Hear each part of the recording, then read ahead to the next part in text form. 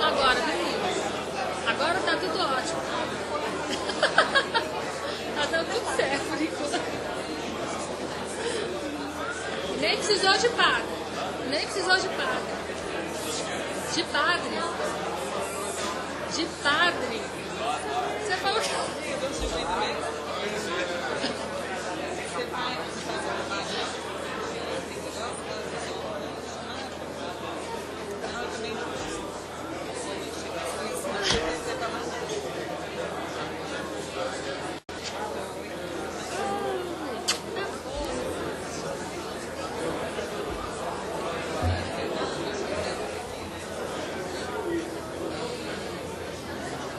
Ah, do selinho.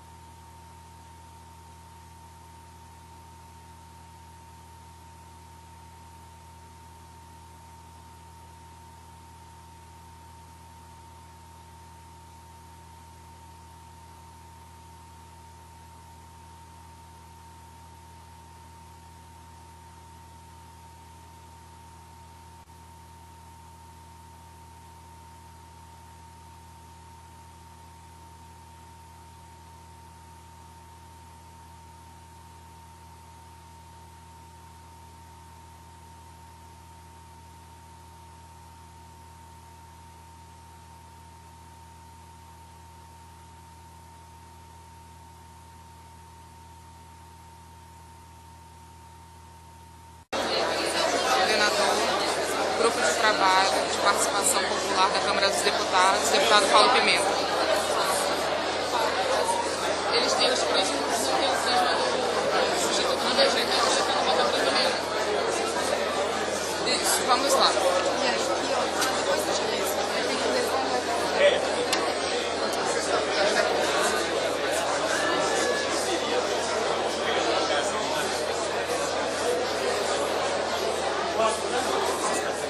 Não será representante da DG.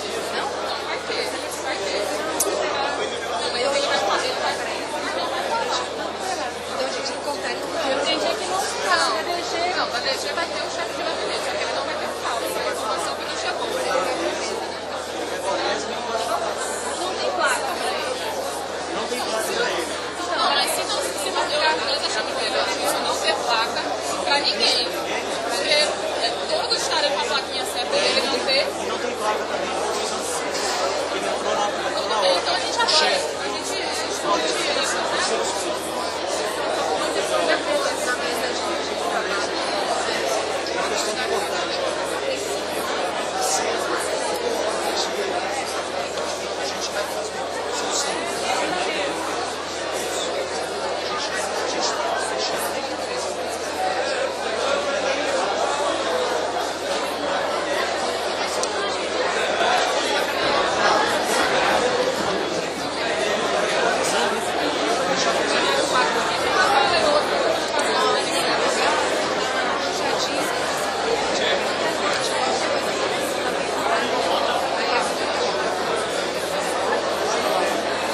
Podemos?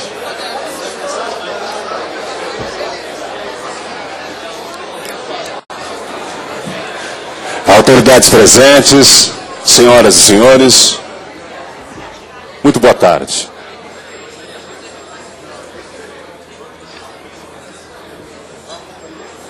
Damos início neste momento à abertura do ciclo de debates sobre qualidade legislativa.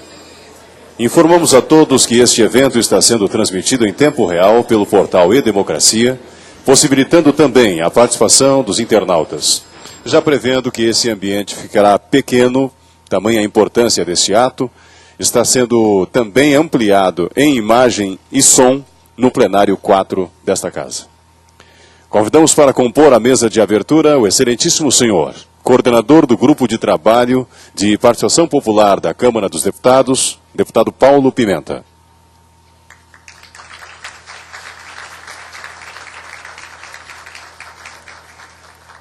O excelentíssimo senhor, deputado Osmar Serralho.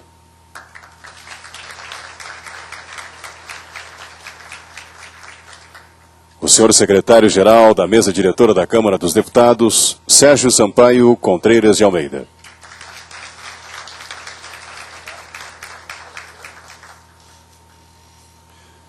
O senhor diretor do Departamento de Comissões da Câmara dos Deputados, Luiz Antônio Souza da Ira.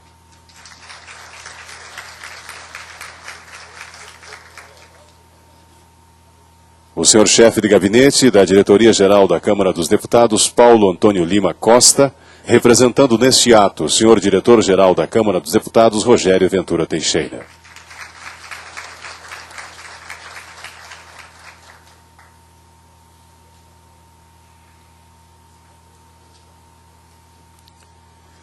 Senhoras e senhores, o primeiro encontro deste ciclo, realizado na tarde de hoje, vai debater as condições políticas e administrativas da Câmara dos Deputados para a construção de um programa de qualidade legislativa.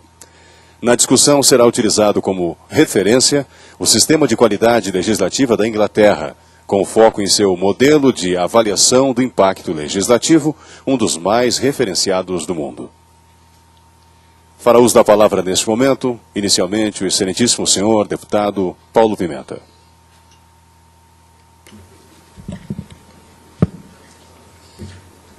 Boa tarde a todos os senhores e senhoras. Deputado Osmar Serralho, doutor Sérgio Sampaio, nosso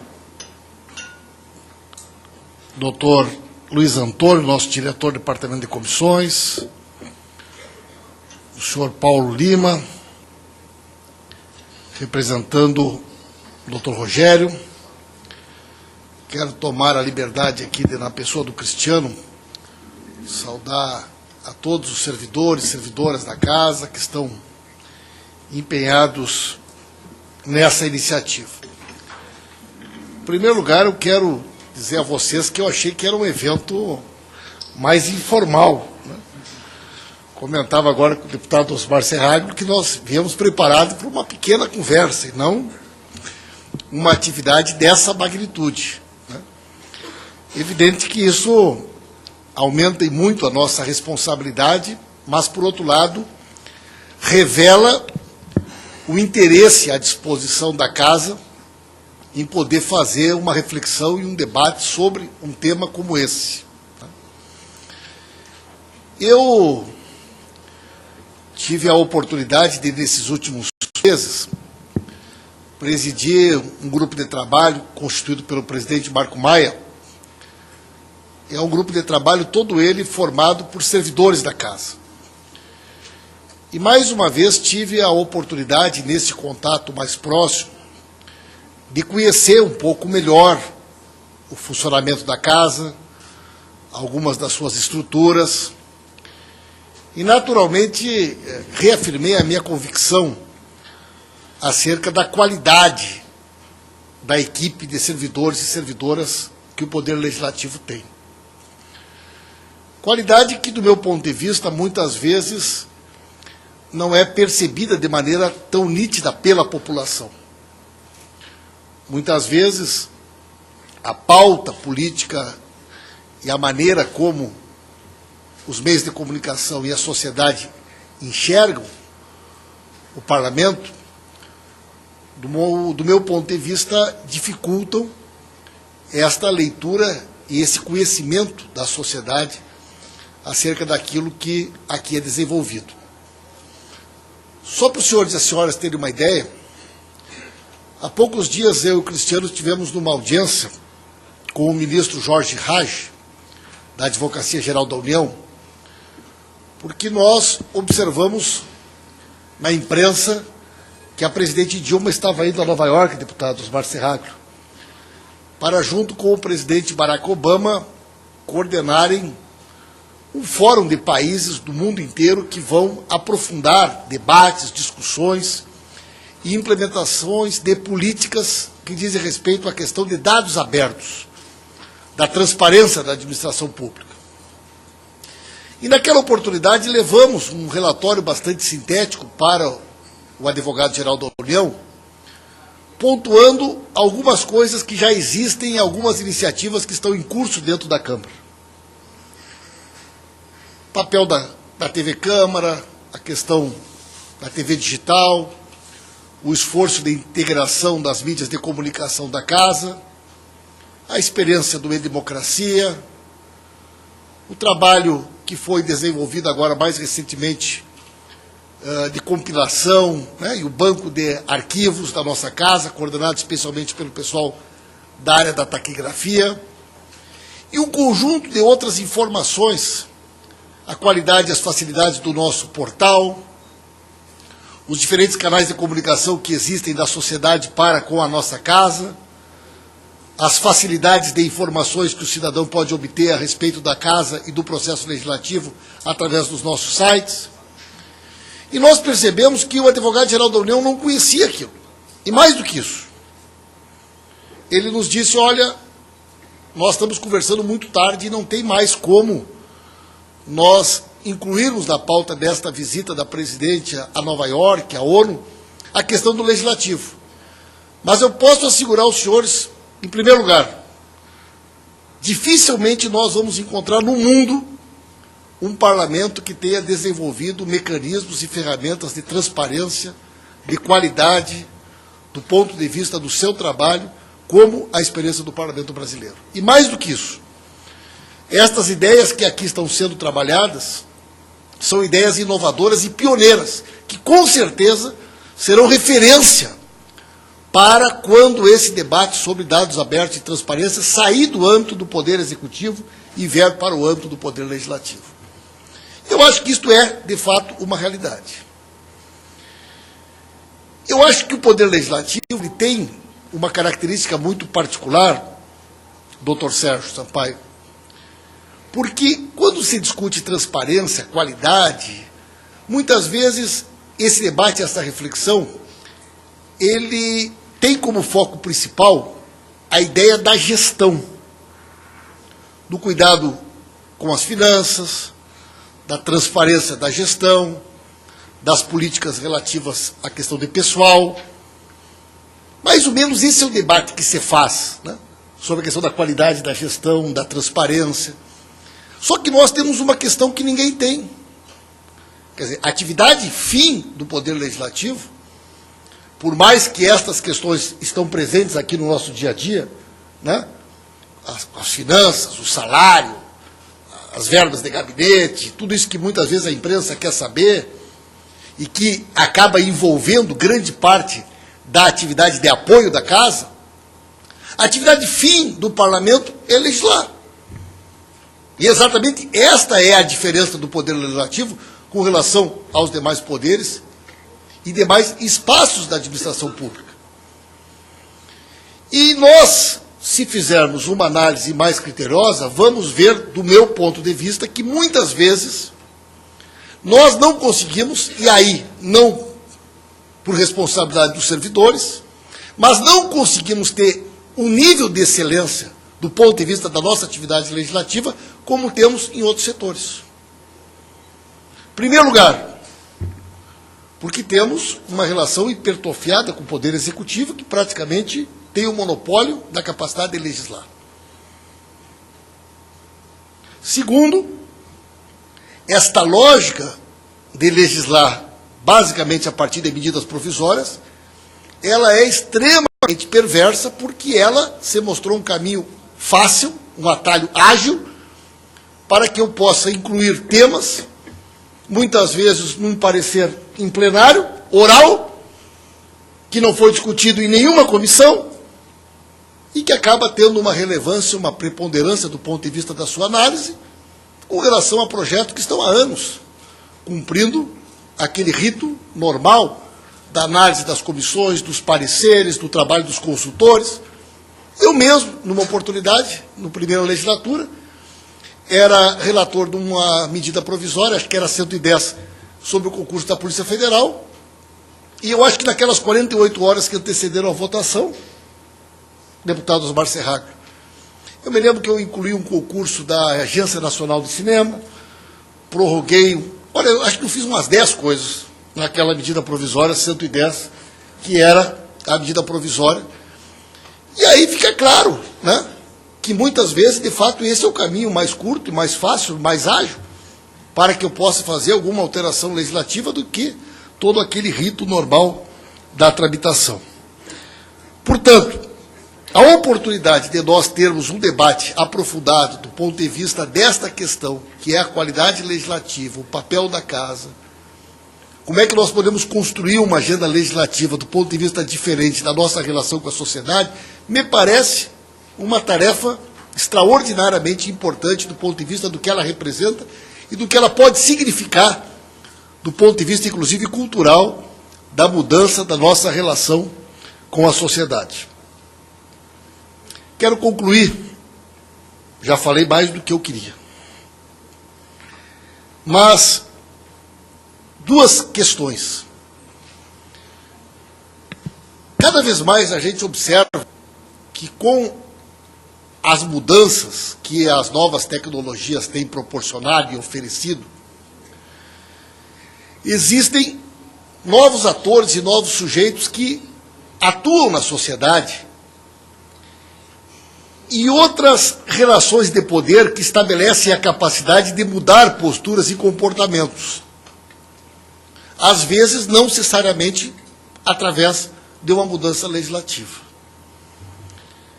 Eu estava pensando, quando o Cristiano conversou comigo, sobre como é difícil, às vezes, a gente conseguir medir o alcance, a qualidade de uma lei, né, de uma iniciativa legislativa, até que ponto ela... Existem coisas pequenas, coisas simples, que às vezes tu consegue mensurar. Eu fiquei pensando, qual é um exemplo que a gente poderia pegar assim, de uma mudança legislativa, de uma norma, às vezes não é uma lei, mas uma norma jurídica que mudou uma postura, um comportamento na sociedade e trouxe um benefício. Fiquei pensando e lembrei do uso de cinto de segurança. Né? Então, até muitos anos atrás, eu era uma pessoa que não usava cinto de segurança, eu acho que quase ninguém usava. E a partir de uma norma jurídica, né? A partir de uma ação concreta do Estado que determinou que era obrigatório, nós mudamos o nosso comportamento e a nossa cultura com relação a isso. E certamente esse procedimento levou a que nós tivéssemos uma redução muito significativa no Brasil do número de mortes, de gastos com o SUS, assim por diante. Né? Já com relação ao uso do cinto de segurança no banco de trás, não houve a mesma coisa. Né? Mas é um exemplo simples, talvez, né, de uma norma jurídica, mas que, através da sua aprovação, a partir do momento que ela foi colocada em vigor, ela representou uma mudança de comportamento e mudou uma postura da sociedade. Mas, vejam os senhores e as senhoras, um imenso debate que houve no Brasil de uma coisa que incomodava todo mundo, que era a questão da portabilidade numérica do celular. A possibilidade da pessoa poder trocar de operadora sem perder o seu número. Não precisou existir lei nem norma. Por quê? Porque através de um imenso movimento organizado dentro das redes sociais e de uma mobilização de usuários lutando pela defesa do consumidor, por uma questão de mercado e de interesse comercial, as operadoras se viram obrigadas a alterar uma conduta e abrir a possibilidade de alteração de uma regra que talvez pelo processo legislativo quanto tempo levaria. Se tivesse que passar pela Anatel, pela ANEEL, pelas comissões, mas em poucos meses, um amplo e organizado movimento através das redes sociais dos consumidores alterou rapidamente uma regra e um comportamento com imensa repercussão na vida de tanta gente, sem a nossa interveniência, sem a participação do Poder Legislativo. O que, do meu ponto de vista, é revelador, é sintomático, que é possível que, a exemplo do que está acontecendo hoje na Espanha e em outros países, se nós não nos atentarmos para criarmos mecanismos cada vez mais eficientes, efetivos, de relação do Poder Legislativo com a sociedade, nós podemos passar por um processo crescente de corrosão da nossa credibilidade e da nossa aceitação do ponto de vista público enquanto democracia representativa, com autoridade para representar o cidadão, né, na luta pelos seus direitos e da definição das regras de convívio social. E eu cito dois outros exemplos para concluir. Vejam os senhores e as senhoras, nós temos aí o projeto de lei de iniciativa popular, que alguns aqui já viram falar muitas vezes sobre isso. Quer dizer, ele está lá na Constituição de 88, na época foi saudado como um grande avanço, a oportunidade e a possibilidade do cidadão, através do projeto de lei de iniciativa popular, legislar. Quando nós vamos para a letra fria da coisa, nós vamos nos dar por conta que nunca tramitou nenhum projeto de iniciativa popular no Brasil. Que nós tivemos que criar um mecanismo aqui interno de alguém assinar, porque se fosse cumprir aquilo que a Constituição falava, né, de 1%, como é que nós ia conferir aqui? Alguém ia saber de fato que aquela assinatura que está naquele papel confere com aquele número da carteira de identidade? Então era mais fácil um deputado assinar e tramitar, mas com a grife de ter sido um projeto de lei de iniciativa popular. Um direito importante, com enorme repercussão, mas que nunca se realizou. Aí nós, aqui na Câmara, aprovamos a oportunidade de, no Poder Judiciário, o cidadão poder peticionar 7 dias por semana, 24 horas por dia, através da internet. Nós criamos um mecanismo que permite ao cidadão fazer a sua declaração de imposto de renda pela internet. Nós permitimos que o cidadão possa movimentar sua conta bancária, e achamos isso normal, pela internet. Mas até hoje não conseguimos criar um mecanismo para que o cidadão possa participar do processo legislativo. Um ato jurídico muito mais singelo, que seria o cidadão manifestar o apoio a um projeto de lei. Não é possível que isso seja um ato jurídico mais complexo do que a declaração de imposto de renda. Então nós ainda estamos com o mecanismo de participação popular da Constituição de 88. Ou criamos um serviço de 0800 da casa, que aos olhos da opinião pública parece um grande avanço, e no ano passado parece que tivemos quase 800 mil ligações, e dessas 800 mil ligações, quase 600 mil pessoas ligaram para cá pedindo que o mesmo projeto fosse colocado em votação. O projeto que acaba com a tarifa básica da telefonia fixa. E eu pergunto aos senhores e às senhoras, de que adiantou essas pessoas terem ligado para cá? Qual é a repercussão do ponto de vista legislativo na vida do parlamento que 600 mil pessoas tenham ligado para cá através de um serviço que nós criamos e tenham dito, nós queremos que seja priorizado o projeto de lei que acaba com a tarifa básica da telefonia fixa? Nenhuma. Nenhuma repercussão. Então, existe alguma coisa que precisa ser corrigido, do ponto de vista dessa relação e desse mecanismo que nós criamos para aquilo que nós queremos que seja a atividade principal do Poder Legislativo, que é a participação do cidadão na elaboração da lei, da norma, do poder de legislar, que é a atividade que nos diferencia das demais funções e dos demais poderes. Por isso, me desculpando por ter falado um pouquinho demais, mas eu ia participar de uma mesa e não vou participar depois, então eu me aproveitei um pouquinho dessa oportunidade. Saudar e cumprimentar vocês, né? Porque eu acho que nós temos todas as condições de aprofundar esse trabalho aqui dentro da casa e cada vez mais nos consolidarmos como pioneiros dentro do Brasil e fora do Brasil como um modelo de parlamento, especialmente pela qualidade, por esse time, né, fantástico de servidores e servidoras que a nossa casa tem. Um abraço para vocês e muito obrigado pela atenção de todos.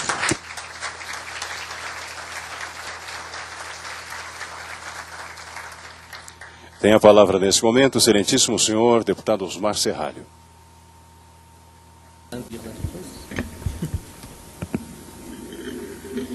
Agora sim me surpreenderam, porque eu imaginei que eu fosse falar depois que apresentassem a legística. Eu não sei se eu falo sobre a legística ou se eu faço apenas a introdução.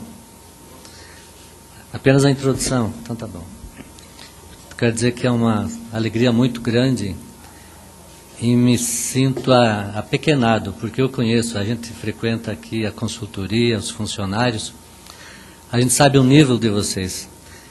E ainda que eu seja professor de universidade, eu nunca tive alunos assim qualificados que me permitissem, de alguma forma, me sentir a cavaleiro para poder, de alguma maneira, surpreender vocês. Eu acho que o que eu irei trazer certamente será do conhecimento, se não de todos, porque depende muito de cada setor, de onde trabalha, né, de cada segmento, acima de tudo, do conhecimento em que vocês atuam.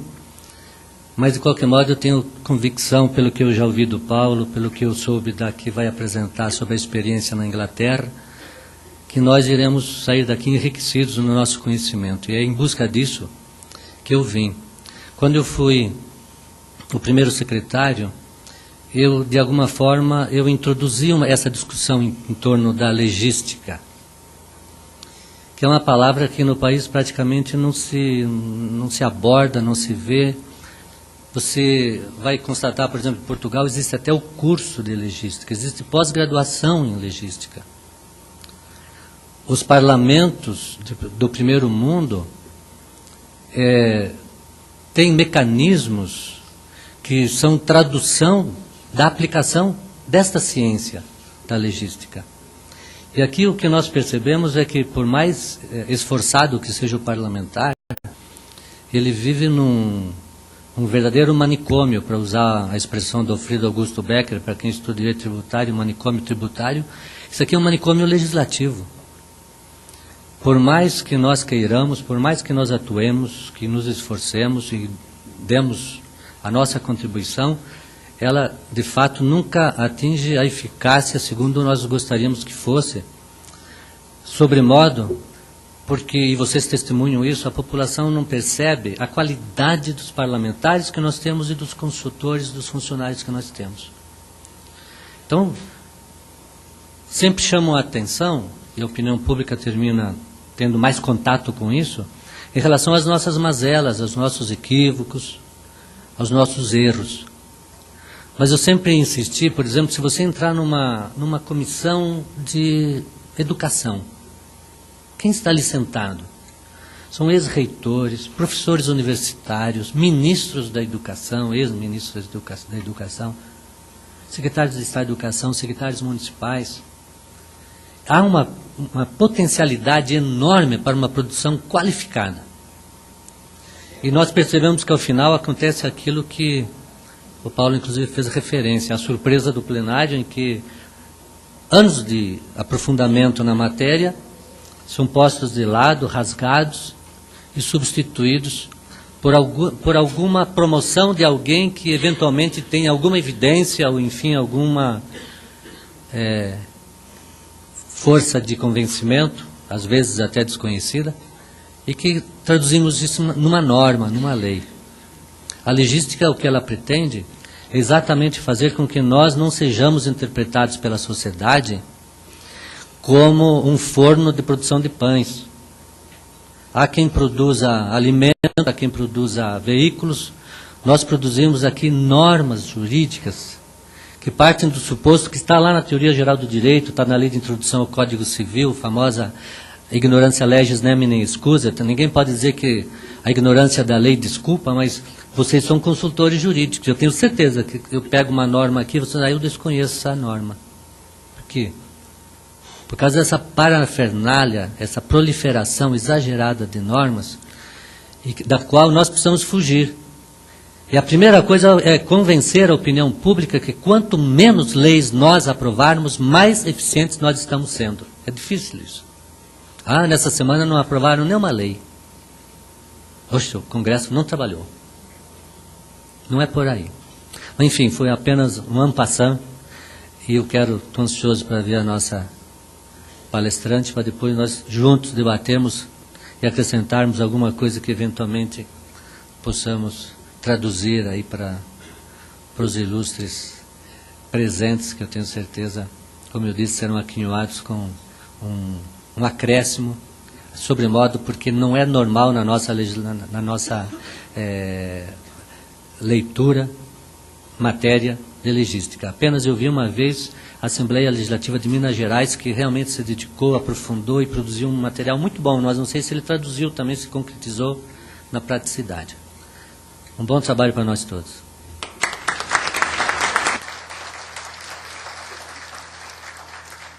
Com a palavra neste momento, o senhor secretário-geral da mesa diretora da Câmara dos Deputados, Sérgio Sampaio Contreiras de Almeida. Excelentíssimo senhor deputado Paulo Pimenta, excelentíssimo senhor deputado Osmar Serraglio, colegas da Câmara que integram a mesa, Luiz Antônio, diretor do Departamento de Comissões, o Paulo, representando nosso diretor-geral, Rogério, colegas, servidores, senhoras e senhores. Eu, em primeiro lugar, devo dizer que também me surpreendi com o comparecimento maciço de servidores, de colaboradores do processo legislativo, de pessoas que interagem com a casa, mas o que demonstra estarmos todos sensíveis a essa temática, que sem dúvida alguma é de grande importância para a Câmara dos Deputados, assim como para todos os parlamentos. Eu gostaria de emprestar assim, a nossa capacidade de mobilização a essa causa, porque ainda estou sob o impacto assim, de ter me defrontado com uma realidade um pouco mais dura do que imaginava sobre o que é exatamente o processo de elaboração legislativa no Brasil. Eu iniciei minha vida aqui na Câmara dos Deputados, no Departamento de Comissões. Houve aí um interregno de 10 anos em que fui para a administração, mas agora voltei ali no olho do furacão, no plenário, de onde podemos observar como se dá esse processo. De fato, é um processo, permitam-me dizer, assim, caótico, que só não resulta em problemas maiores, eu acho que por causa da qualidade desses operadores. O deputado Osmar Serraglio mencionou que quando se entra aqui numa comissão, você nota a presença de pessoas, parlamentares extremamente capacitados. Em todas as áreas nós temos aqui bons parlamentares, pessoas que conhecem o tema, com o apoio de servidores também muito bem qualificados. Isso eu acho que faz com que amenizemos um pouco aquilo que era para ser pior ainda, porque o processo realmente é um processo que nos assusta, né? De fato, há uma decisão política de se remeter uma legislação ao plenário e de última hora aquilo é trabalhado. Nós sabemos que inserções são feitas até o último minuto sem que saibamos qual o impacto exatamente dessas inserções, como é que isso se compatibiliza com o nosso ordenamento jurídico, quais os possíveis impactos. Então assusta. Eu ainda sob o impacto disso tudo, eu devo dizer que a gente deve sim reunir esforços. Eu queria aqui me somar, deputado Paulo Pimenta e deputado Osmar Serraglio, são pessoas que se importam com essa temática aqui na casa e que estão liderando, portanto, esse esforço da busca do aperfeiçoamento do processo de elaboração legislativa. Então eu me sinto assim obrigado a colaborar. Acho que nós já fizemos muito, é claro, se nós nos compararmos, eu sou um otimista, se nós nos compararmos ao que vivenciávamos há cerca de 10, 12 anos, eu sempre menciono isso, a situação ainda era muito pior.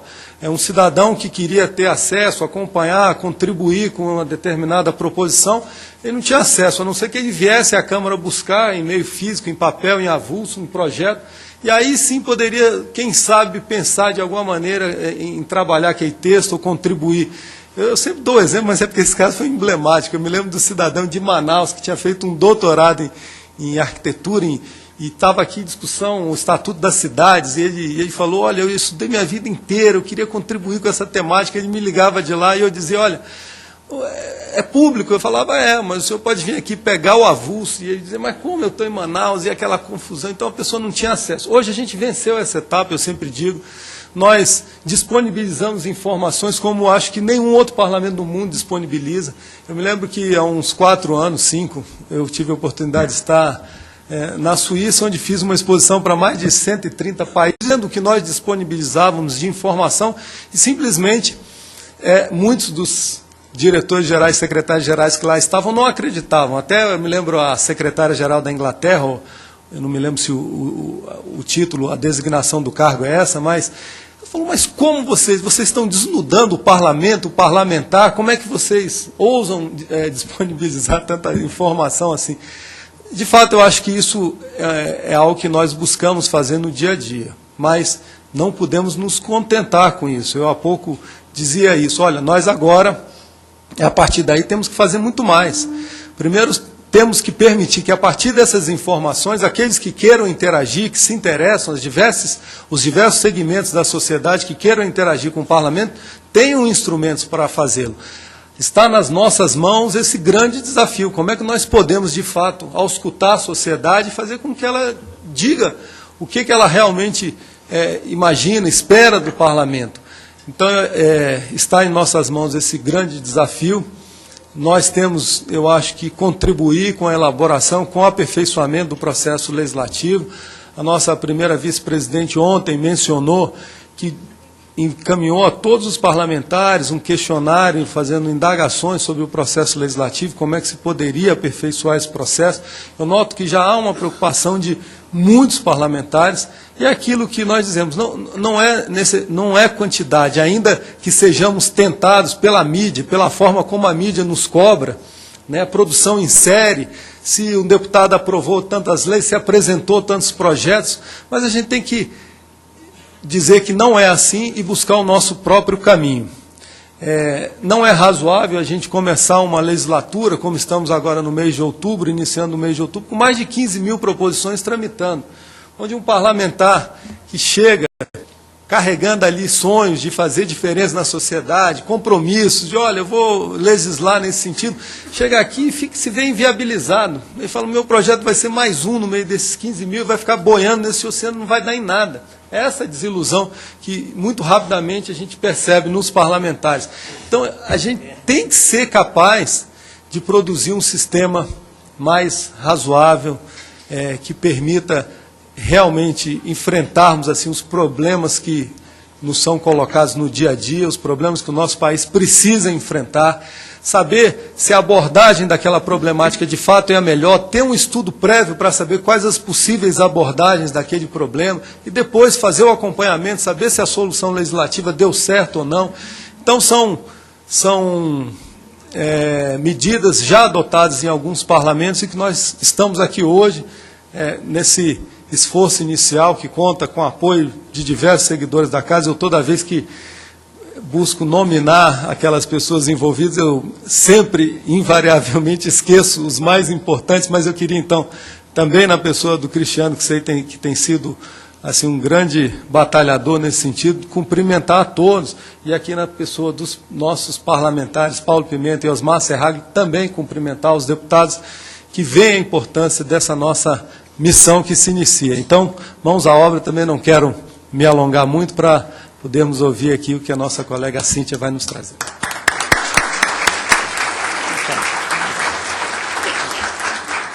Encerrando a parte de pronunciamentos, tem a palavra o senhor diretor do Departamento de Comissões da Câmara dos Deputados, Luiz Antônio Souza da Ilha.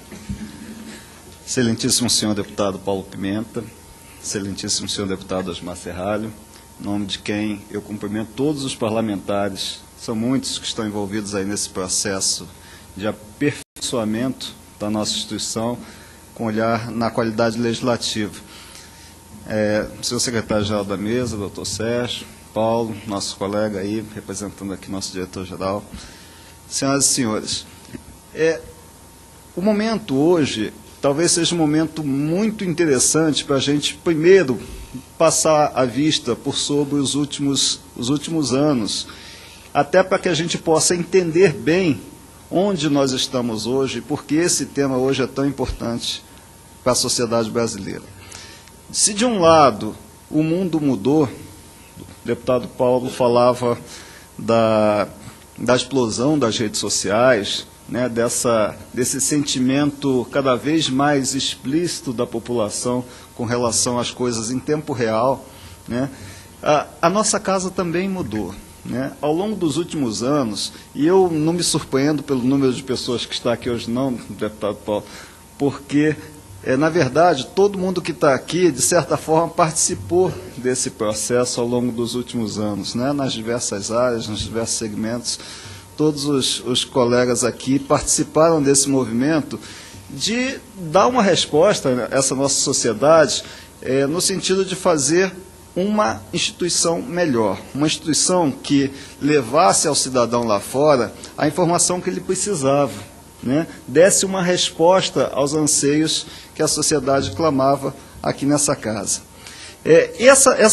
Essa conjunção das duas coisas, né? Um cenário externo que se modernizou, que deixou de ser, vamos dizer assim, polo passivo nessa questão e passou a ser muito mais participante, né? O senhor tem coordenado o grupo de trabalho de participação popular, a gente vê isso claramente, né? Por diversas formas. Cristiano, a democracia hoje é uma realidade muito forte dentro da Câmara dos Deputados, e a casa do outro lado procurando dar as suas respostas, né? Nas diversas áreas, né? Hoje, a gente conversando um pouco, eu acho que o momento não podia ser melhor, o momento não podia ser mais propício para a gente falar e adensar o conceito de qualidade legislativa aqui na casa. Qualidade legislativa, quando conversávamos no início dessa legislatura, a gente via uma coisa que não pegava somente o processo de elaboração das leis. Ela nascia lá na manifestação originária da população, com seus anseios, com as suas necessidades. O deputado Paulo falava do projeto de fim da tarifa básica da telefonia fixa. É um clamor popular. Esse clamor se repete, talvez, ao longo dos últimos anos, deputado Paulo, deputado Osmar. É o recordista de solicitação aqui na casa. E cada vez mais, e cada vez por mais meios, a população brasileira começou a se manifestar e colocar os seus anseios aqui. Então, não dá para pensar num processo de qualidade legislativa que não comece lá, onde ele, de fato, tem que começar, né? O nosso conceito, então, de qualidade legislativa, esse aqui é o primeiro debate, nós vamos procurar aí, o Cristiano está organizando uma série de debates que vão focar exatamente todos esses aspectos que têm a ver com a qualidade legislativa. A questão da participação popular, sim, né? A questão da melhor elaboração das leis, claro, quantos de vocês aqui não trabalham com isso, né? A questão da eficácia da lei, evidente, né? A questão do bem divulgar tudo que a Casa faz com relação a cada um dos projetos, né? Nós estamos esse ano aí, a maior parte dos senhores já sabe, nós estamos com um projeto de proposição eletrônica, que é um projeto que já é uma realidade, que junta não só mais o texto frio da proposição, o texto do projeto de lei, né? Não só mais o conjunto de pareceres ou de emendas que acompanham a vida do fazimento dessa lei, mas também uma série de outras informações que são fundamentais para a população, né? Eu fico vendo, assim, às vezes a gente pega um texto de lei, eu sou consultor legislativo, né? Falar que eu fui, o Luiz Henrique não vai me deixar voltar, quando eu precisar voltar.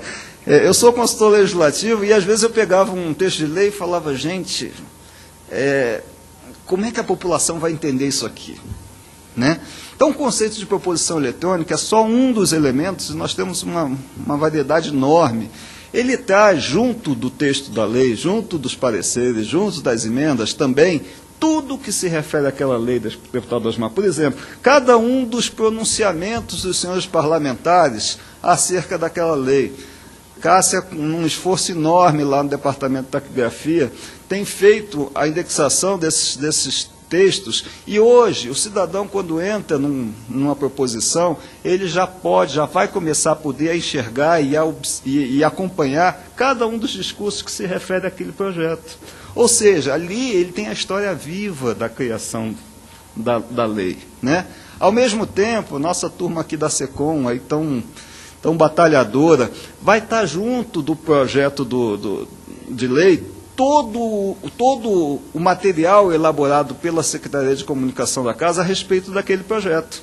Então vão estar ali as entrevistas, vão estar os artigos, vão estar os programas que foram feitos e tal. Da mesma forma, Luiz, todos os estudos que foram feitos na consultoria legislativa, todas as notas que possam ser divulgadas a respeito daquele projeto de lei, né?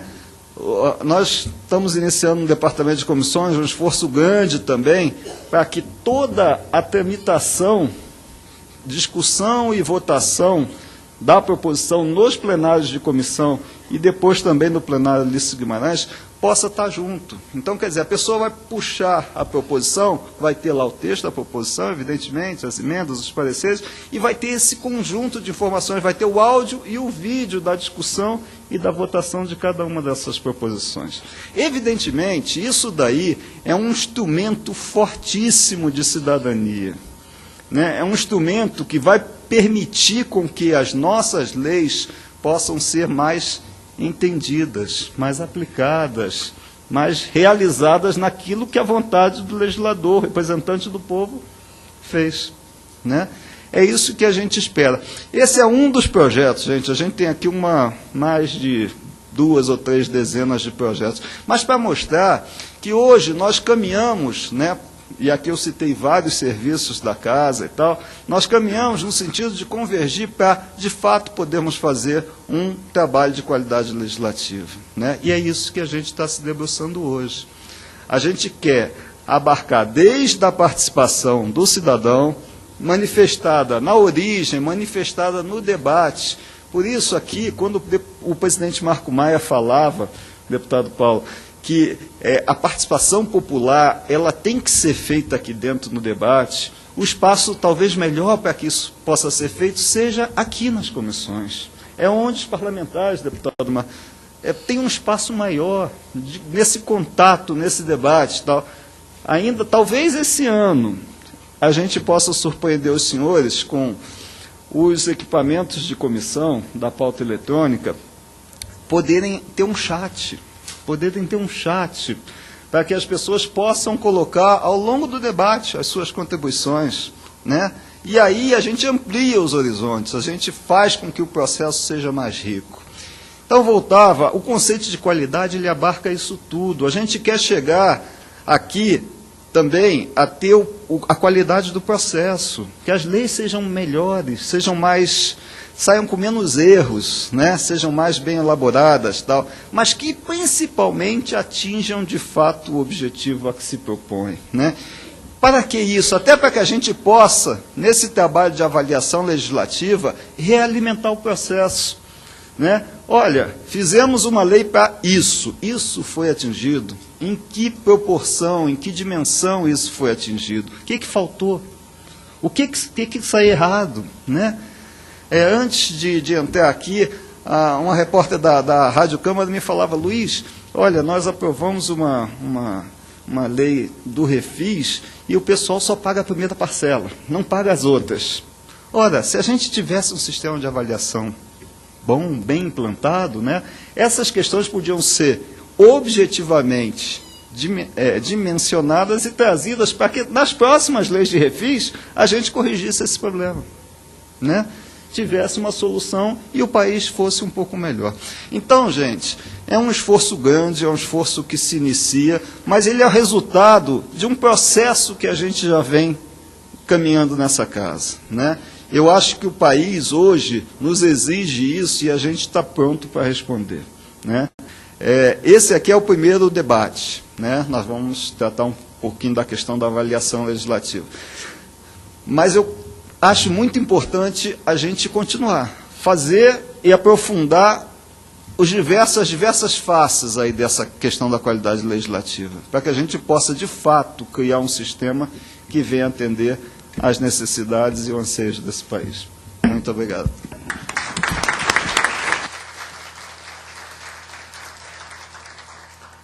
Ao desfazermos, neste momento, a mesa de abertura, convidamos o senhor deputado Osmar Serralho a permanecer à mesa para a continuidade dos trabalhos. Para mediar e dar seguimento ao debate desta tarde, nós convidamos também à mesa o senhor Cristiano Ferri, coordenador do Grupo de Pesquisa e Extensão em Legística da Câmara dos Deputados.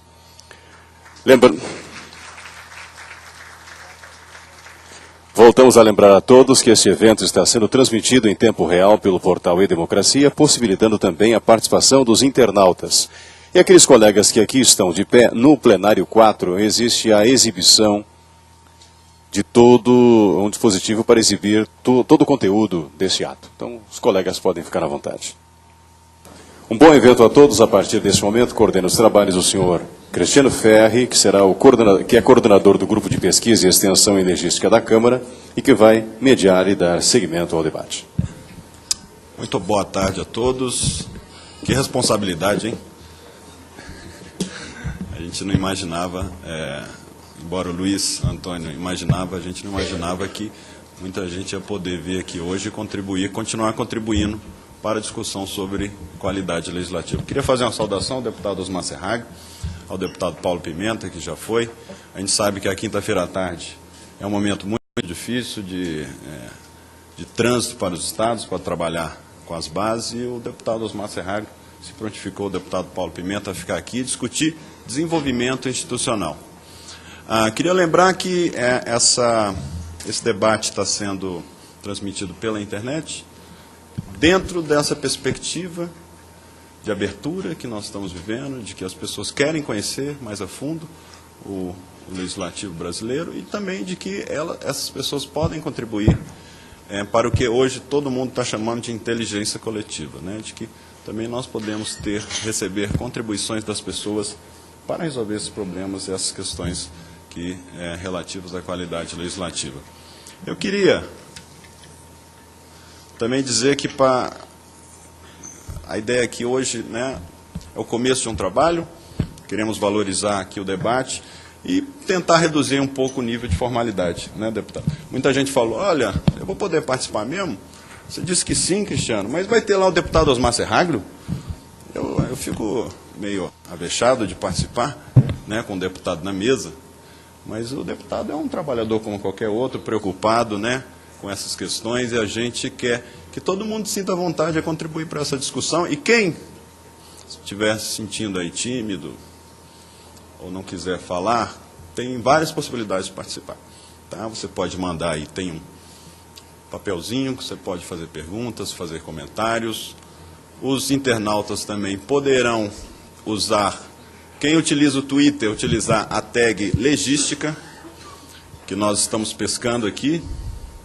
Poderemos receber comentários, sugestões nesse sentido. Assim como também tem o chat da democracia, onde as pessoas poderão aqui fazer comentários. Tá? Eu queria, gente, antes de chamar, quer dizer, por que não chamar a Cíntia Costa de Abreu para fazer parte aqui da mesa.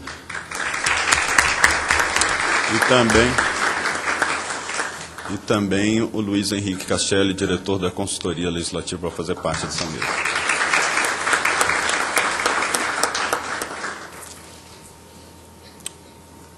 E antes de passar para a Cíntia, acho que todo mundo está ansioso, e a gente acabou colocando a Cíntia na fogueira, né, deputado? Que aí aumentou a expectativa. Mas a Cíntia, ela participou de uma experiência muito interessante pela licença capacitação, um projeto inovador pela Hansard Society. Hansard Society é um instituto inglês, e os ingleses têm coisas muito interessantes, e isso serve de referência para a gente também.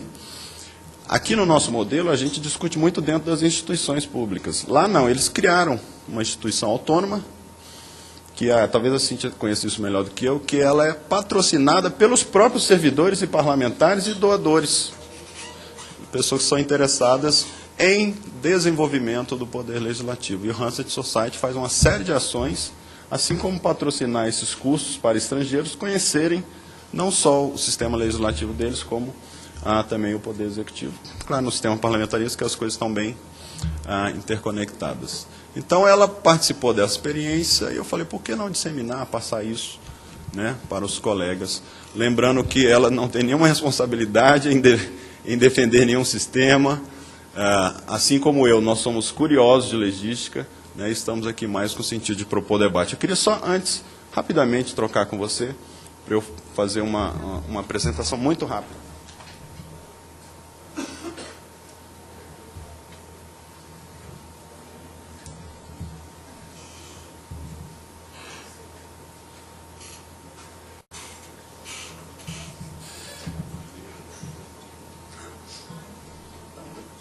Todo mundo que ouve pela primeira vez a palavra legística, sempre fala, logística?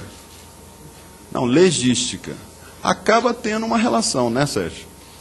Na verdade, a legística tem muito a ver com a logística do processo de elaboração legislativa, que não se confunde tão somente com o processo legislativo. É isso que eu queria reforçar. Então, quando a gente fala de qualidade legislativa, de legística, de boas leis, a gente está falando basicamente do mesmo assunto.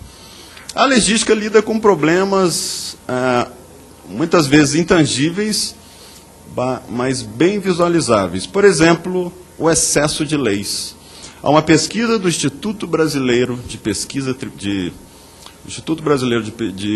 Tributária que diz que nós temos cerca de 4,2 milhões de atos normativos, somando os atos do Executivo e do Legislativo, das 3 esferas de poder, das 3 unidades de federação, dos Estados, da União e dos municípios.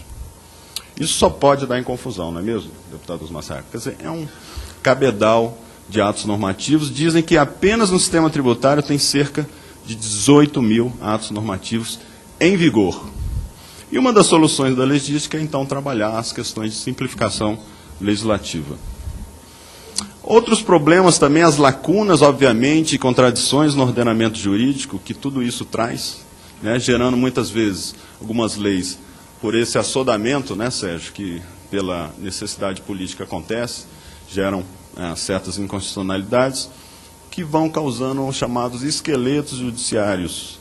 Então, talvez uma deficiência, um problema do poder legislativo, gera uma deficiência em um outro poder, o poder judiciário, gerando, então, um chamado ativismo judicial. Também a legística se preocupa com essa distância entre lei e realidade.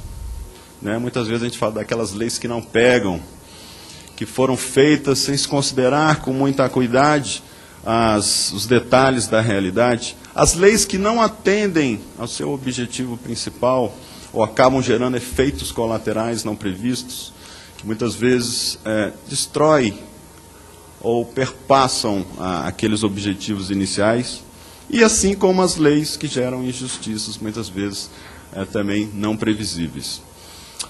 Nós dividimos a legística como legística material e legística formal. A legística material é tudo aquilo que diz respeito ao conteúdo da elaboração dos atos normativos. E, obviamente, que o processo legislativo é um item muito importante da legística material. A forma, os procedimentos na construção da lei é um elemento muito importante, e nós vamos nos debruçar, principalmente neste ano, nos dois próximos pontos, dois próximos encontros, os debates, sobre a questão do processo legislativo. Um ponto também muito importante da chamada legística material, que contribui para a formação do seu conteúdo, é o estudo de cenários econômicos, políticos e sociais, coisas que os alemães gostam muito de fazer projeções, planejamento de longo prazo, e até prever possíveis leis para o futuro, ou possíveis omissões legislativas de acordo com alguns cenários. E, obviamente, digamos assim, a grande cereja do bolo hoje da legística material, objeto de muito estudo e atenção dos pesquisadores, é a avaliação do impacto legislativo, que nós vamos começar a discutir hoje um pouco. Assim a gente vai falar um pouco como é o modelo inglês, vamos aqui trazer questões relativas a isso, mas o assunto é muito complexo e nós vamos voltar, inclusive com convidados externos, a discutir esse assunto. Tem um programa do Poder Executivo que chama ProReg, né? Até tem um modelo, é um estudo, é um instituto que começou a ser desenvolvido com base no modelo inglês, por acaso, a Cíntia está acompanhando esse movimento, e que também nós vamos ter a oportunidade de chamá-los aqui para conversar sobre isso. E a avaliação do impacto, nós podemos falar do que foi referenciado aqui na mesa, daquelas avaliações durante o processo legislativo para medir o potencial impacto que uma lei possa ter, assim como depois que essa lei entrou em vigor, se o impacto efetivo dela foi aquele pretendido desde o começo, e se não é o caso, deputado, dessa lei ser revista. Também faz parte dessa análise a avaliação de custo administrativo. Vai ficar muito caro para o Estado, para a administração pública, implementar, Luiz, essas leis? Isso também é hoje, por exemplo, objeto de preocupação, principalmente dos portugueses, e nós temos aí um texto, que é uma portaria, que vem junto a um anexo, com checklist do sistema português, que eles chamam de Simplex, que na verdade, em toda a lei, as pessoas que estão trabalhando na sua elaboração são obrigadas a responder um questionário para saber qual vai ser o nível de encargo administrativo que os órgãos do Poder Executivo vão ter que tomar em relação àquela lei. Assim como os encargos que as pessoas e as empresas terão em relação àquela lei. Uma avaliação, então, principalmente de custo. E, claro, hoje, por sinal que está muito na moda, a questão da consulta à sociedade e de grupos de interesse. Por outro lado, gente, eu já estou acabando, tá? A legística formal, então, se preocupa com a forma, com principalmente a redação, a técnica legislativa. E também da relação com o ordenamento jurídico, de como é que essa lei ela se inclui no todo do ordenamento jurídico. Basicamente, então, para fazer uma síntese muito grosseira, talvez só para marcar uma palavra, a legística visa trazer a política, deputado, como o senhor bem conhece na sua experiência, nem sempre é racional. Por quê? Há um conjunto de forças que lutam para um determinado fim. O resultado disso nem sempre é algo racional, mas a lei implica numa razão. Então, a legística ela não tenta amargurar a política, mas ela tenta dar um pouco mais de racionalidade ao processo político de elaboração. Então, achar esse meio termo aí, não muito caos, não muita política desorganizada e um pouco mais de organização e racionalidade no processo legislativo, é um dos objetivos da legística. Então, o Luiz Antônio sintetizou muito bem, mas basicamente isso aqui não é exaustivo. Esses são os itens que nós vamos discutir que tem a ver com a legística durante esse ciclo de debates. A modernização do processo legislativo, a legimática, a união da tecnologia e da informática. Temos aqui alguns especialistas na casa nesse assunto. Temos aqui a presença do João Lima, do Senado, que tem aí feito um trabalho excelente a esse respeito no Senado Federal. Esteve lá bebendo de uma boa fonte, que são os italianos, que estão assim, são pioneiros nessa questão. Então ele fez lá a parte do doutorado dele na Itália. E temos a questão da participação social, né, seja digital, seja não digital. A transparência colaborativa, muita gente ainda tem dificuldade de entender isso, mas não é apenas, não estamos falando daquela transparência de observar os gastos administrativos da casa, ou como, por exemplo, os deputados utilizam os recursos. Mas falamos daquela transparência onde o parlamento se torna uma plataforma de disponibilização de dados e a sociedade utiliza esses dados e presta, inclusive, informações e serviços para o parlamento que serão úteis para o parlamento. Então, um parlamento menos provedor de serviços e mais provedor de dados. E como isso tem ajudado alguns parlamentos a se desenvolverem. A questão da simplificação legislativa, que passa muito pela consolidação das leis, né, e de outros processos de harmonização. Temos aí um grupo de trabalho sobre isso. E a avaliação legislativa, que é, como eu disse, um dos pontos mais importantes da legística, do qual nós vamos falar hoje um pouco. Aqui só apenas para encerrar um gráfico para a gente tentar visualizar, de forma mais simbólica, que é essa avaliação do impacto, pensando aí que há uma linha do tempo da elaboração legislativa, em que, de forma muito geral e simplória, uma lei busca resolver um problema, esse problema, então, é discutido, se acham soluções para esse problema, as soluções são configuradas num ato normativo, numa lei, essa lei é, então, colocada à realidade. E essa relação da lei com a realidade precisa também ser revista, para saber se deu certo. Então, o ideal de um sistema de inteligência legislativa, daí, né, que o próprio Sérgio tocou nesse ponto, é de que houvesse uma avaliação desses custos, desse impacto da lei, essa lei entrasse em vigor e o Congresso, então, teria possibilidades de rever o impacto efetivo dessa lei e, se necessário, consertá-la.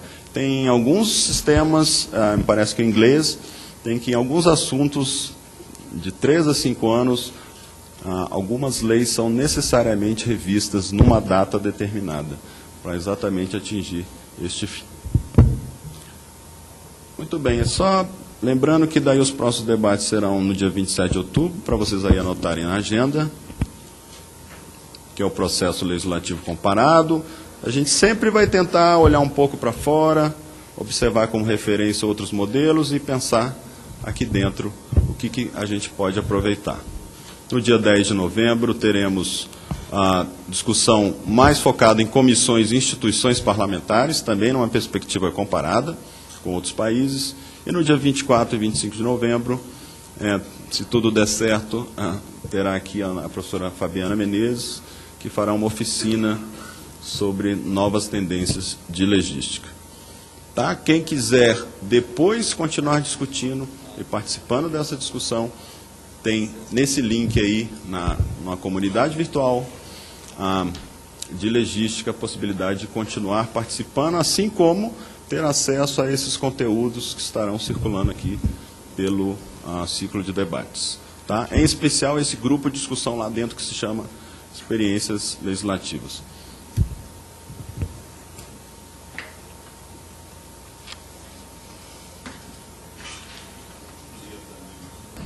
Então, sem maiores demoras, né, deputado Luiz Henrique, vamos chamar, então, a Cíntia Costa de Abreu, que é graduada em Letras pela Universidade de Brasília, pós-graduada em Ciência Política pela Universidade de Brasília também, mestre em Governança e Gestão de Desenvolvimento pela Universidade de Birmingham, no Reino Unido e participou dessa pesquisa no programa de pesquisa em democracia e políticas públicas pela Hansard Society.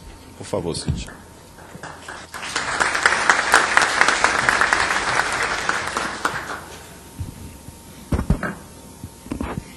Bem, queria agradecer, primeiramente, a oportunidade que eu estou tendo de compartilhar com vocês a experiência que eu tive lá na Inglaterra. Eu estava conversando com o colega da SGM antes de começar, dizendo que eu tinha obrigação, né, também com o Adolfo, que eu tinha obrigação de vir aqui passar para vocês o que eu aprendi lá. Foram só 3 meses, mas eu tive a oportunidade de ver bastante coisa. É um curso que nós tínhamos aula 2 dias por semana, nos outros 3 dias a gente tinha que estagiar no órgão que a gente escolhesse. E eu escolhi 2 órgãos que não existem no Brasil, que trabalham para a melhoria da qualidade das leis. E eu tinha que me dividir entre ter aula, fazer o estágio em 2 órgãos diferentes. Então, 2 dias eu ia num órgão, no outro dia eu ia em outro órgão. Então, foi muito corrido. Mas eu queria ver o sistema como um todo. E estar nesses 2 órgãos ajudou bastante. Falando sobre legística, eu tinha que escolher um tema, o que eu ia pesquisar antes de ir para lá. E a gente estava falando muito de legística, no meu mestrado eu já tinha falado de participação popular, mas eu estava bem curiosa com a legística e comecei a pesquisar, tentar descobrir como é que se falava legística em inglês. E eu não descobri. Falei, como é que se fala legística em inglês? Não sei.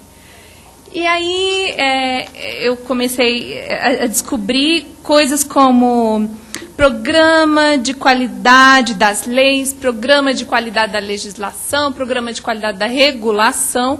Eles usavam muito o termo regulação. Falavam de better regulation, quer dizer, better legislation também. E comecei a ler também bastante sobre reforma regulatória. E aí eu fui tentando me informar e pelo que a legística falava, eu descobri, pronto, isso é a legística. Então, eu fiz questão de usar esses termos na minha apresentação, porque é o que o mundo está falando. O mundo de língua inglesa, alemã e germânica usa esses termos. A legística, eu acho que foi Portugal ou Itália, né? Acho que foi Itália que inventou e alguns países têm utilizado, mas eles estão falando exatamente a mesma coisa. Então, eu cheguei na Inglaterra e quis ver o que dentro do que eu tinha lido, das orientações, o que eles tinham lá. Eu queria fazer uma contextualização muito rapidinha do que aconteceu, historicamente, politicamente falando. Eles têm falado muito também sobre o Estado regulatório. Aqui no Brasil também já tem sido falado um pouco isso, que era o que a gente estava falando, desse excesso de lei, né? Depois da Segunda Guerra Mundial na Europa, os países estavam quebrados e veio uma onda de nacionalização, porque as empresas não davam conta, né, de cuidar dos meios de produção, gás, transporte, etc. Mas depois da reconstrução, a Inglaterra veio o Partido Conservador, começaram os movimentos de privatização, né, na década de 70, 80, e especialmente meados de 80 e início de 90. E, quer dizer, isso começou na Inglaterra, mas toda a Europa foi assim, depois aqui no Brasil também, né, nós tivemos as nossas privatizações, e eles começaram nós não vamos produzir isso, mas nós vamos regular. E aí começou a se fazer muita lei, muita regulação, e não só isso, mas a questão da União Europeia também. Tudo que passa pelo Parlamento Europeu tem que passar nos países também, mais leis. Questão de escândalos, auditoria, quer dizer, a sociedade foi evoluindo para que aumentasse cada vez mais o número de regulação, o número de leis, né? E, de repente, os governos perceberam que estava um caos total, igual a gente estava falando, que é o que está acontecendo aqui. Leis demais, leis mal feitas, leis que passavam rápido demais, e os parlamentos abarrotados não davam conta, e aí eles começaram a falar de reforma regulatória. Reforma regulatória, países como a Inglaterra, a Alemanha, todos os países nórdicos já fizeram muito nesse sentido. E hoje países como México, Turquia, Índia, os países em desenvolvimento estão começando suas reformas regulatórias. Então, seria mais ou menos esse o contexto. Então, eu já tinha lido bastante o que era a qualidade regulatória, o que é necessário para que isso aconteça, para a melhoria dessa qualidade e tal. E percebi que havia um sistema inteiro para facilitar isso.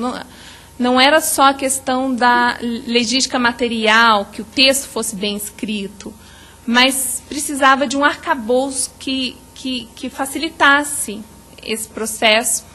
E a OCDE começou a observar o que cada país estava fazendo em suas reformas regulatórias e eles produziram um material com orientações do que fazer.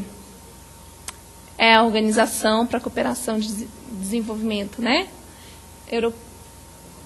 Econômico. A OCDE tem sido praticamente quem mais tem escrito sobre o assunto, fora do Brasil. Isso.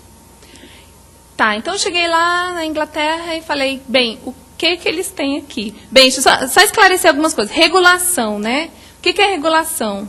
Por que eles usam o termo regulação? Eu fiquei confusa. Eu falei, regulação é só o que as agências reguladoras estão fazendo? É lei secundária, lei primária? Mas o que a literatura fala é que são todos instrumentos legais e decisões pelas quais os governos definem as condições para o comportamento dos cidadãos e empresas. Exemplo, constituições, leis primárias e secundárias, decretos, ordens, normas, licenças, instruções, etc. Então, regulação, na verdade, envolve tudo isso. E eu escolhi usar o termo regulação porque é o que o mundo tem falado muito. A maioria da literatura, eles usam essa expressão.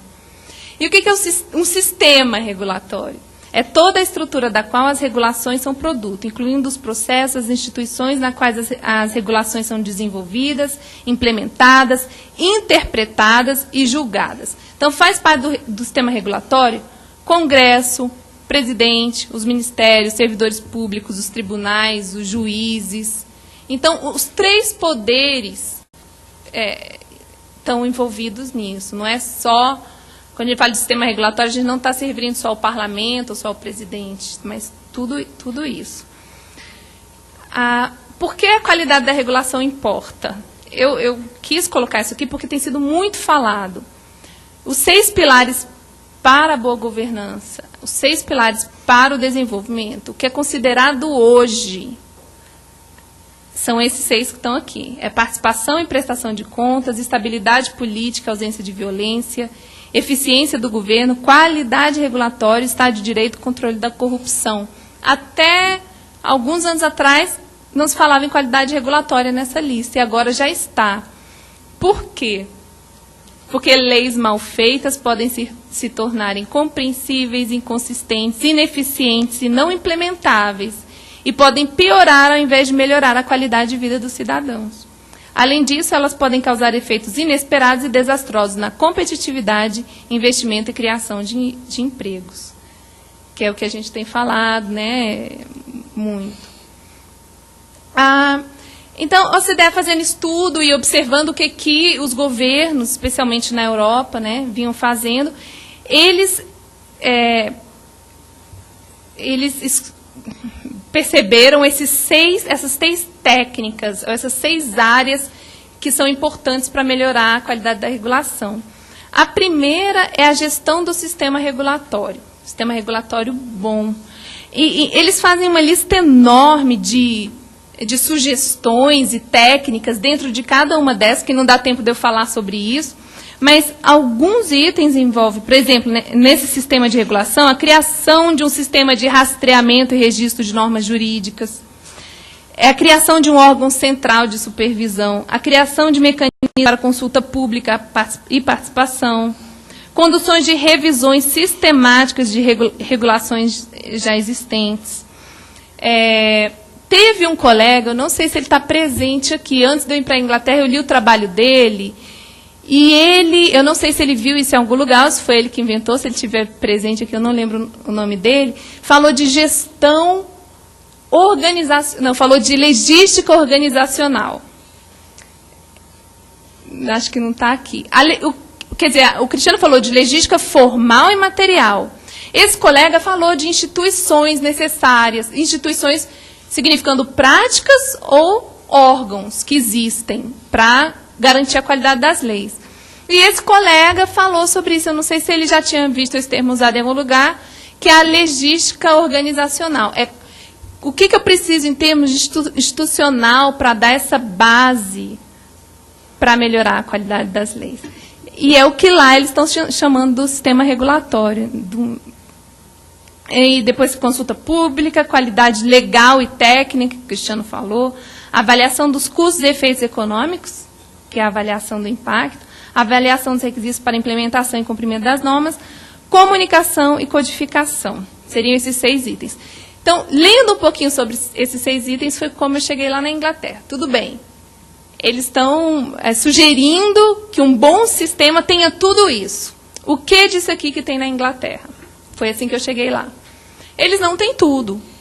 Tem coisas bem robustas que eles desenvolveram ainda na década de 60, na década de 70, mas ainda tem bastante coisa que eles também precisam melhorar. A primeira coisa que eu observei, que faz uma diferença em relação ao nosso sistema, é o sistema parlamentarista. No sistema parlamentarista inglês, praticamente todos os projetos de lei são feitos pelos ministérios. A apresentação de projetos por um único membro do parlamento é possível, mas na prática é muito difícil de acontecer. Os dados que eu tenho é que na última legislatura, se não me engano, só 5 projetos de lei individual foram aprovados. Qual que é o resultado disso? É um parlamento mais desafogado, focado nas propostas do governo e em fiscalizar. Então, era o que o deputado Osmar Serraglio, o Cristiano também falou, essa coisa de fábrica de lei. Eles não estão preocupados em fabricar, em competir, quem que apresenta mais projetos de lei. Eles estão mais preocupados em gastar tempo se debruçando naquilo que o governo manda, para ver se é aquilo ou não. Eles estão muito focados em fiscalização.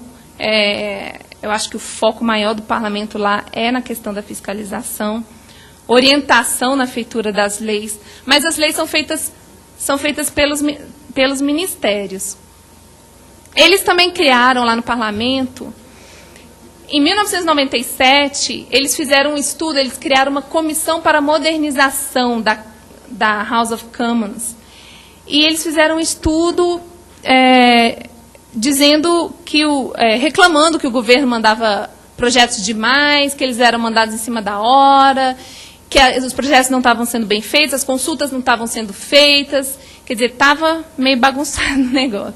Aí, então, eles criaram, a partir desse estudo, eles começaram a fazer mudanças no governo, porque o sistema parlamentarista, o governo sai de dentro do parlamento. Então, parlamento e governo andam juntos sempre nas decisões, né? Então, eles criaram essa comissão para a reforma regulatória, que tem essa missão de orientar o governo a como esses projetos têm de ser feitos.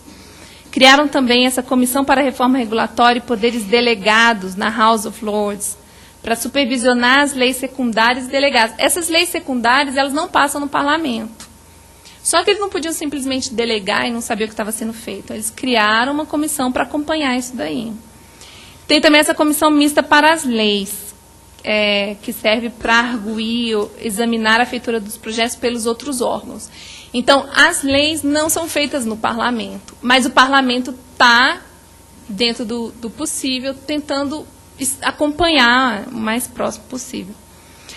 Outra instituição que eu achei interessante lá, e que foi criada também depois desse estudo, e isso é coisa muito recente, tá, gente? Muitas dessas coisas, eu acho que essa aqui, por exemplo, é coisa de 2009, 2010, foi criada essa Comissão para a Legislação, eu traduzi, que é o Legislation Committee, que é uma comissão ministerial presidida pelo líder da Câmara dos Comuns, que seriam as Câmaras dos Deputados, Ele é responsável pela formulação do programa legislativo com as prioridades do governo para cada sessão legislativa. O que é curioso é que gira em torno de 30 projetos por sessão. 30 projetos por sessão legislativa, quer dizer, por ano. Como é que acontece? O que acontece? O parlamento praticamente obrigou o governo a se planejar.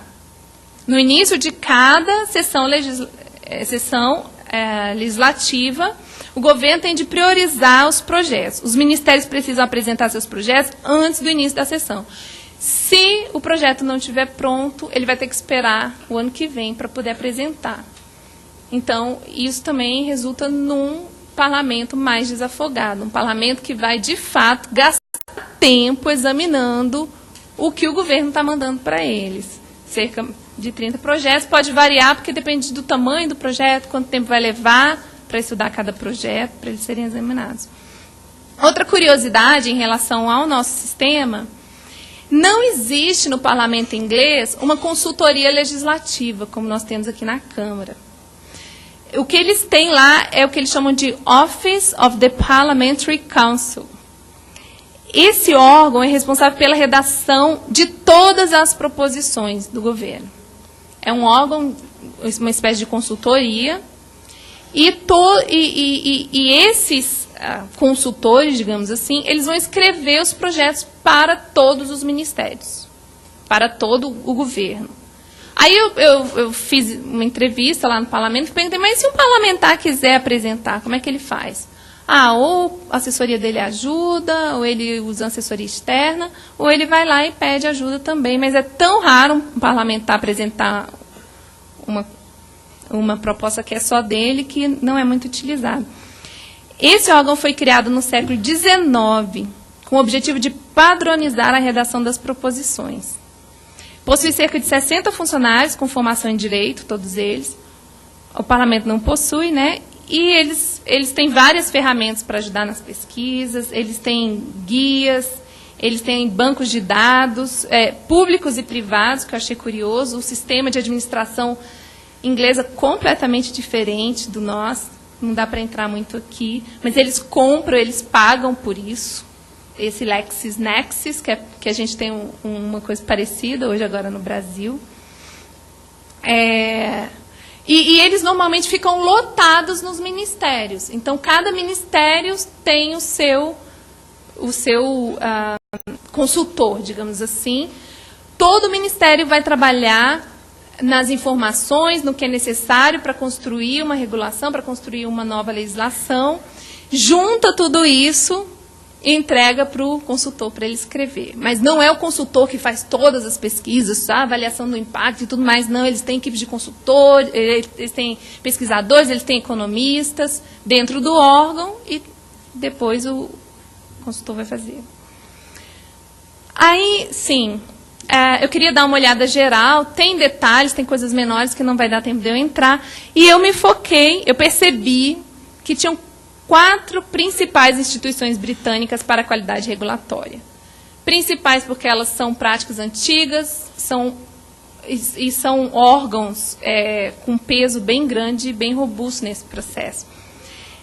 As 4 instituições eu coloquei aqui são as consultas públicas, a Law Commission, a consulta pública eu coloquei como uma prática, né? A Law Commission é um órgão que eu traduzi aqui para um Comitê para a Reforma das Leis.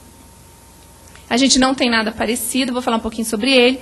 O Better Regulation Executive, que eu traduzi como Secretaria para a Melhoria da Regulação, ela que tem uma responsabilidade maior para estar buscando isso, junto aos outros ministérios, e a avaliação do impacto.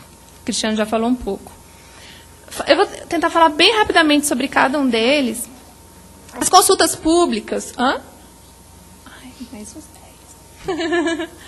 As consultas públicas são exercícios escritos, distribuídos para colher a contribuição de cidadãos em assuntos específicos. Esses exercícios são, então, analisados e usados para orientar os criadores de políticas públicas em suas decisões. O objetivo é produzir políticas eficazes. As consultas públicas, gente, são obrigatórias hoje. não pode se fazer uma nova legislação, uma nova regulação, sem fazer uma consulta pública. As consultas públicas são direcionadas para quem entende do assunto. Os ingleses são muito preocupados com eficiência, são muito preocupados com o resultado. Então, se eles estão fazendo uma legislação sobre educação, eles vão perguntar educadores. Eles vão perguntar também, é obrigatório, as pessoas que vão ser afetadas por aquela política. Mas eles vão direto, eles têm bancos de dados sobre todas as áreas e eles mandam as pesquisas, as consultas para essas pessoas. Eles são assim, bem práticos com isso. Em 2010, o site DirectGov listava 42 órgãos que estão constantemente realizando consultas públicas. Entre os anos de 2002 e 2006, as consultas feitas pelos ministérios variaram entre 571 e 621 por ano. Quer dizer, agora já está tendo uma discussão lá que eles estão fazendo consulta demais, que eles precisam focar mais no que realmente precisa, porque eles também são muito preocupados com a questão dos gastos. Dinheiro público lá é coisa muito séria. Então, o BRI criou esse código. O BRI criou um código orientando como as consultas, dando algumas orientações quanto a essas consultas públicas. Eles disseram que devem acontecer no estágio inicial, quando ainda há tempo de fazer mudança. A consulta pública tem que acontecer. Não adianta, a coisa já está pronta e agora vamos perguntar. Não, a consulta pública tem que ser realizada para se fazer a política depois. Tem que ter uma duração mínima de 12 semanas, tem que ter clareza no escopo e impacto, definição do público-alvo ideal, quer dizer, quem que nós vamos perguntar, né? Os gastos com consultas têm de ser o mínimo possível. E o que mais me impressionou é a importância de se analisar as respostas com cuidado e providenciar feedback para os consultados. Eles, de fato, leem. Essas consultas são uma espécie de questionários, eles são longos, muitas vezes bem trabalhosos, porque são bem técnicos, e às vezes eles gastam 6 meses, 1 ano analisando isso. Então, assim, eles gastam, de fato, bastante tempo preparando a legislação.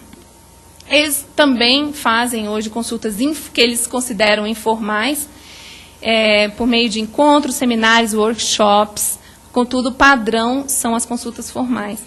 Em 2010, esse COI, que é esse Central Office of Information, criou uma plataforma digital para ser usada por todos os ministérios para facilitar a prática das consultas.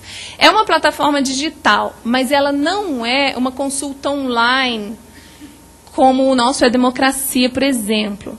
A pessoa entra, ela preenche toda a consulta ali, a plataforma é bem interessante porque ela compila dados, ela faz gráficos, ela mostra resultados, ela ajuda bastante, mas você não tem acesso ao que os outros responderam. O inglês ele é muito reservado. Eu acho que se fosse aberto para todos, a participação cairia bastante. Então, cada um escreve o que quer, o que acha, o que pensa. As pessoas que estão realizando a consulta vão ter acesso a tudo isso, mas normalmente não fica aberto para todo mundo. O outro órgão, que é o Law Commission, que foi onde eu fiz o meu estágio, eu achei interessantíssimo o trabalho lá, é o órgão responsável pela revisão sistemática das leis. Esse órgão existe desde 1965. Quer dizer, desde a década de 60, eles estão preocupados com isso. Eles também cuidam da codificação, consolidação, revogação e modernização das leis. O órgão é formado por... O órgão tem mais ou menos umas 60 pessoas, é formado por 4 equipes, dividido por áreas. O direito comercial, common law, direito penal, direito de propriedade. Tem como se fosse o presidente, são todos juízes. Os chefes dessas 4 equipes são juízes de tribunais. Não, sério? É que demorou tanto para recomeçar. Com certeza. A gente pode explorar você melhor durante o debate. Aí eu acho que com as perguntas das pessoas a gente vai poder entrar em alguns detalhes. Resumir, então, bem rapidamente. Eu não vou dar detalhes. A Law Commission também possui equipes de economistas hoje, membros do Parliamentary Council. Todo o trabalho deles é baseado em consulta pública. para definir quais os projetos que eles vão dar continuidade, eles fazem consultas para descobrir quais as leis que mais precisam de revisão. O trabalho, junto com juízes, tem advogados, pessoas formadas em direito, que vão se debruçar ali, porque é um trabalho minucioso, é um trabalho demorado. Então, vou correr aqui. Desde sua criação, eles apresentaram 179 relatórios, recomendando alterações em leis. Desse total, 70% dos relatórios foram aceitos, 68% foram promulgados e 10% aguardam respostas. Também foram promulgados 18 projetos de leis, revogando 2.500 leis em sua totalidade e outras 1.000 leis parcialmente, de 65 até aqui. Então, está sempre sendo feito. O Better Regulation Executive foi o outro órgão que eu trabalhei. Ele existe desde 2006, mas com nomes diferentes. Ele existe, na realidade, desde 97, ele foi aprimorando.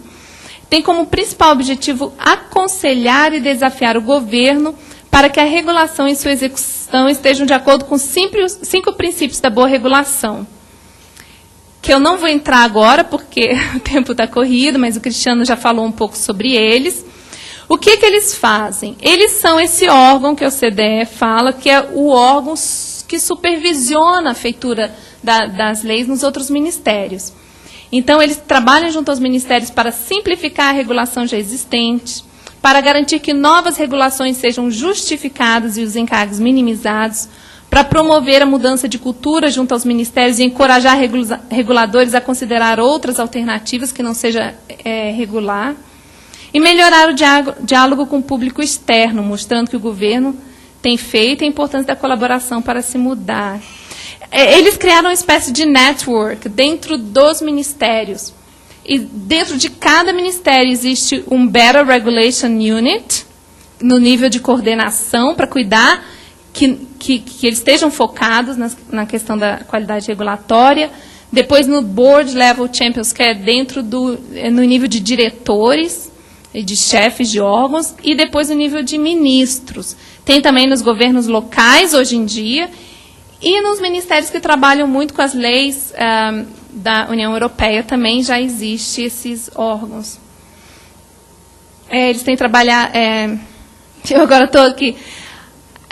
com a padronização do que tem feito nos ministérios, eles criaram esse código de prática em relação às consultas, guias, formulários e biblioteca de avaliação do impacto. Eles têm trabalhado muito em orientar os outros ministérios a como fazer a avaliação do impacto. Eu vou deixar isso aqui para depois, não vai dar tempo. Vou falar agora rapidamente sobre a questão da avaliação do impacto. Esse órgão, BRE, tem sido o principal órgão orientador quanto à avaliação do impacto. Ela é uma ferramenta para tornar possível o governo pesar os custos e benefícios das intervenções. Eles começou com um nome um pouquinho diferente, mas desde a década de 80 que eles começaram a fazer essas avaliações. Também um processo contínuo para ajudar os decisores políticos a analisar as consequências das intervenções atuais e futuras no setor público, privado e terceiro setor. Elas devem ser produzidas formalmente e publicadas nos diferentes estágios do processo regulatório, no momento da consulta, da proposta finalizada, da promulgação e quando da revisão pós-implementação. Então, a avaliação do impacto, ela anda sempre junto com a proposta. Sem avaliação de impacto, uma proposta não anda, é proibido. Quase todas, é obrigatório para quase todas as políticas. Existe uma relação de quais as políticas que é obrigatório ter a avaliação do impacto. Quando você vai ler essa relação, você chega à conclusão que praticamente todas, especialmente aquelas que vão mexer com custos, né? Elas devem identificar ganhadores e perdedores dentro de uma política pública, quem vai ganhar, quem vai perder, né, com a promulgação dela. Ela tem que ter a descrição completa dos custos e benefícios, ser totalmente monetarizados, tudo em custo, quanto vai custar cada coisa. Tem que esclarecer outras opções consideradas, tipo, qual seria uma outra solução sem ser regular? E avaliar as exigências de implementação e execução, porque não adianta fazer lei que não tem condições de ser implementada, que o Estado não vai ter condições de implementar. Identificar os impactos econômicos, ambientais, sociais, assim como sustentabilidade. Então, aqui seria um gráficozinho de como que essa análise acontece. Na etapa 1, identificação dos ganhadores e perdedores. Etapa 2, descrição completa dos custos-benefícios. Etapa 3, quantificar os impactos. Etapa 4, estimativa parcial dos custos e benefícios. Etapa 5, ela tem que ser totalmente monetarizada. O estudo é feito com pessoas que entendem o assunto, mas sempre junto com a equipe de economistas para fazer. Recentemente foi incluído no IA, que é em inglês Impact Assessment. Recentemente mesmo, tá, gente? Isso foi em 2010, quando eu estava lá. Esse Post-Implementation Review Plan, determinando avaliações de 3 a 5 anos após a implementação da lei para verificar se a mesma atingiu seus objetivos. Checar os custos e benefícios e identificar se houve consequências inesperadas. Então, na própria avaliação do impacto, ele já fala, essa lei terá de ser revisada daqui a 3 anos, ou daqui a 5 anos, para ver se ainda há necessidade de continuar ou não com essa lei.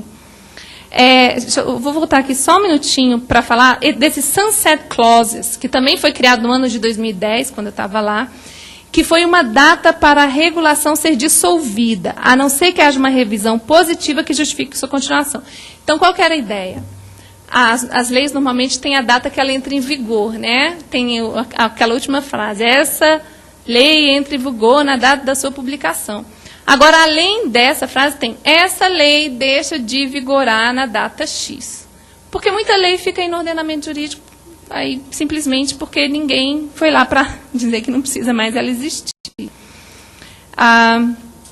Também tiveram outras que não vai dar tempo de falar. Eu queria só mostrar, sim, o BRE, que é o órgão que tem trabalhado muito com avaliação. Enquanto eu estava lá, gente, participando, eu ia só uma vez por semana nesse órgão para fazer o meu estágio, que foi o pessoal da Presidência da República, juntamente com o pessoal do IPEA, eu só soube depois que eles já tinham ido embora, foram lá para ganhar conhecimento e aprender e ver como é que os ingleses estavam fazendo essa avaliação do impacto, e eles já começaram a fazer aqui no Brasil. A ideia é começar nas agências reguladoras e passando para os ministérios, quer dizer, estão começando aos pouquinhos, mas eles já começaram esse trabalho. O ProReg, que é esse programa que o Cristiano mencionou, tem mandado gente para fora para fazer curso, para aprender e tal. Então, isso está caminhando no Executivo. É importante que a gente, como Casa Legisladora, esteja sabendo disso e procure, né, perceber o que a gente pode fazer nesse sentido. Sim, o BRE, eles trabalham muito com essa orientação junto aos outros ministérios e eles criaram essa Impact Assessment Library, que é esse último item aqui, que eu vou só clicar para vocês darem uma olhadinha como que é, eu tinha deixado aberto aqui, que você pode fazer uma pesquisa, você pode colocar um termo, por exemplo, education, e eles mostram todas as avaliações do impacto nesse, parece que a conexão caiu aqui no tempo que o computador ficou desligado, mas eles mostram todas as avaliações. Está buscando agora. Então, aqui é uma base de dados do que ele já tem feito até agora. Bem, resumindo, tentando falar rapidamente, isso foi mais ou menos o que eu vi de interessante sendo feito lá.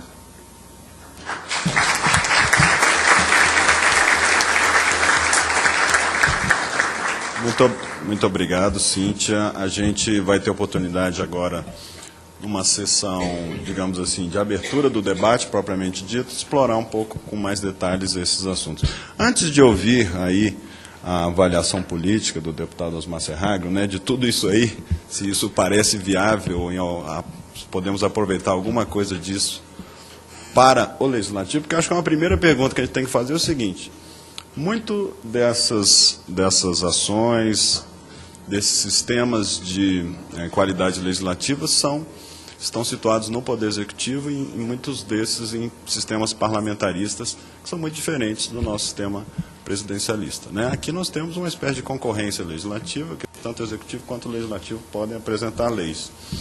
Então, Luiz Henrique, faz muito sentido a gente questionar se isso é viável, em termos de legislativo, a gente criar uma forma, uma sistemática, uma metodologia de avaliação do impacto, primeiro, que tem um custo muito grande, que depende de uma série de fatores, como o Sérgio ressaltou, num ambiente de 15 mil proposições, quer dizer, nós vamos então selecionar algumas, deixar outras de lado.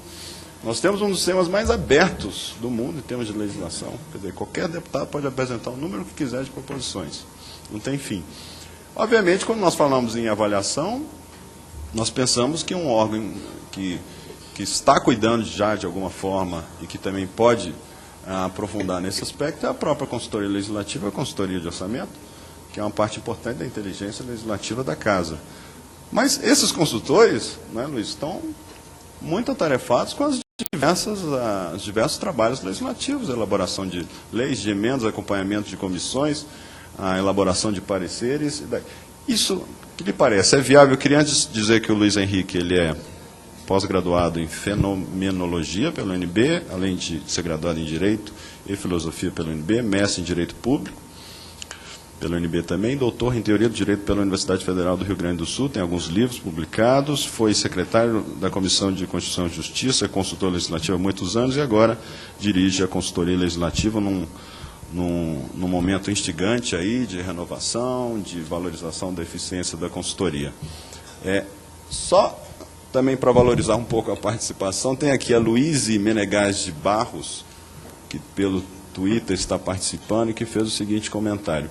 Ela é estudante da UFMG e diz que é bom lembrar que o Reino Unido tem uma tradição jurídica diferente da nossa e a lei exerce um papel um pouco diferente no common law. Isso interfere, inclusive, na sua terminologia.